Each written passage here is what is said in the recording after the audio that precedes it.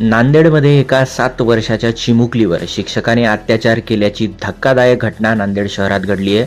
नांदेड शहरातील इंग्रजी माध्यम असलेल्या शाळेत शिक्षण घेणाऱ्या 7 वर्षाच्या चिमुकलीवर त्याच शाळेत शिकवणाऱ्या एका शिक्षकाने अत्याचार केल्याची घटना काल 19 नोव्हेंबर रोजी घडली आहे.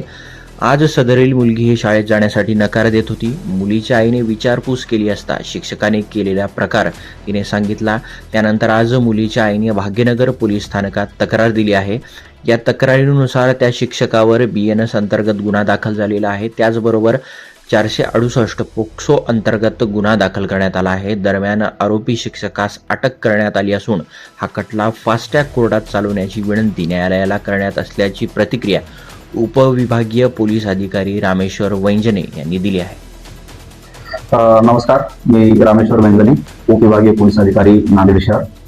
आज दिनांक 20/11/25 रोजी पोलीस स्टेशन भाग्यनगर येथे पीडितेच्या आईने तक्रार दिलेली आहे की त्यांच्या 7 वर्षाच्या मुलीवरती काल दिनांक 19/11/25 रोजी ती शाळेमध्ये असताना एका शिक्षकाने अतिप्रसंग केलेला आहे. सदर प्रकरणी पीडित मुलीच्या आईचा जबाब घेऊन संबंधित आरोपीवरती गुन्हा दाखल करण्यात आलेला आहे. सदर गुन्ह्याचा तपास जे आहे ते भाग्यनगर पोलीस स्टेशन येथे चालू आहे.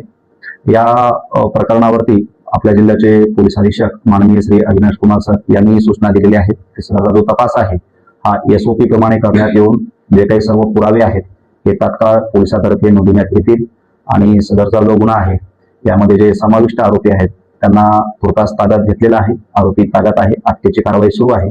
उद्या त्यांना रिमांड कामी विद्यमान न्यायालयात हजर करण्यात येईल आणि लवकरात लवकर या गुन्ह्याचा तपास पूर्ण करून न्यायालयामध्ये दोषारोपपत्र सादर करण्यात येईल आणि सदरचा जो खटला आहे हा फास्ट ट्रॅकवर घेण्याची न्यायालयाला विनंती देखील करण्यात येईल. सदरची जी घटना आहे ती मुलगी ज्या शाळेमध्ये शिकण्यासाठी जात होती त्या शाळेमध्ये घडलेली आहे आणि यामध्ये जो आरोपी आहे त्याला आम्ही तात्काळ ताब्यात घेतलेला आहे. आता गुन्हा दाखल झाल्यानंतर ही प्रक्रिया संपल्यानंतर आरोपीच्या अटकेची प्रक्रिया पूर्ण करण्यात येईल.